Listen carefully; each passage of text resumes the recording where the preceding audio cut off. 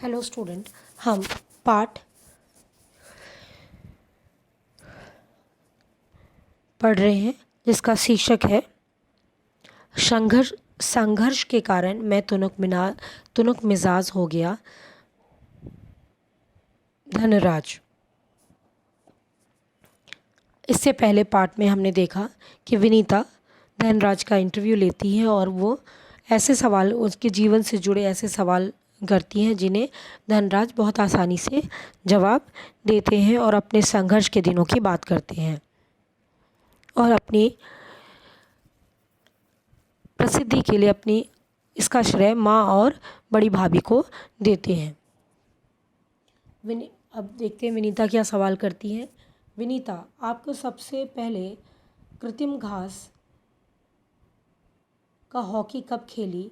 मैंने सबसे पहले कृत्रिम घास तक देखी जब राष्ट्रीय खेलों में भाग लेने 1988 में नई दिल्ली आया। मुझे याद है कि किस तरह सोमैया और जैकविम कार्वलो मुझे एक कोने में ले जाकर कृत्रिम घास पर खेलने के गुर बता रहे थे और जब वे बताने में लगे हुए थे, मैं झुक झुक कर उस मैदान को छू रहा था। मुझे विश्वास ही नहीं हो रहा था कि विज्ञान इस कदर तरक्की कर सकता है जिससे कृत्रिम घास तक उगाई जा सकती है। विनीता, हर युवक का यह सपना होता है कि उसके पास एक कार हो। आपके पास आपकी पहली कार कब आई?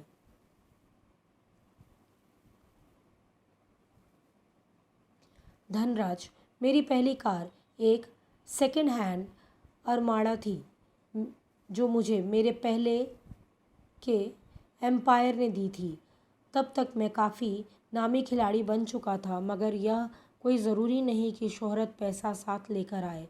मैं तब भी मुंबई की लोकल ट्रेनों और बसों का सफ़र करता था क्योंकि टैक्सी में चढ़ने की हैसियत मुझे नहीं थी। मुझे याद है एक बार किसी फोटोग्राफर की एक भीड़ से भरे रेल स्टेशन पे मेरी तस्वीर खींचकर असली सुबह अखबार में यह खबर छाप दी, हॉकी का सितारा पिल्लई अभी भी मुंबई की लोकल ट्रेनों में सफ़र करता है। उस दिन मैंने महसूस किया कि मैं एक मशहूर चेहरा बन चुका हूँ और मुझे लोकल ट्रेनों में सफ़र करने से बचाना चाहिए, लेकिन मैं कर ही क्या सकता था। मैं जो भी थोड़ा बहुत कमाता उसे अपना परिवार चलाना पड़ता। धीरे धीरे पैसा जमा करके बहन की शादी की और अपनी माँ के लिए हर महीने पुणे पैसा भेजना शुरू किया। आज मेरे पास एक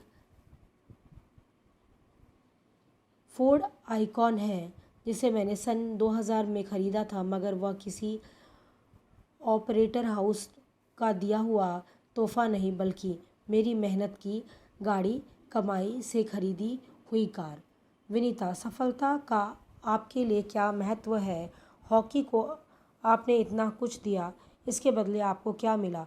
धनराज, कुछ पैसे इनाम में मिले थे, मगर आज खिलाड़ियों को जितना मिलता है उसके मुकाबले से पहले कुछ नहीं मिलता था।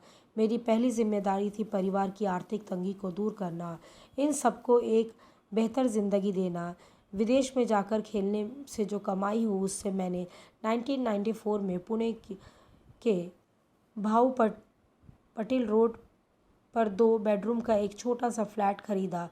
घर छोटा ज़रूर था पर हम सबके लिए काफ़ी है। 1999 में महाराष्ट्र सरकार ने मुझे पाइव में एक फ़्लैट दिया। वह ऐसा घर था जिसे खरीदने की मेरी खुद की हैसियत कभी नहीं हो पाती। विनीता, सेलिब्रिटीज़ के साथ एक ही मंच पर बैठना कैसा लगता है? बहुत अच्छा।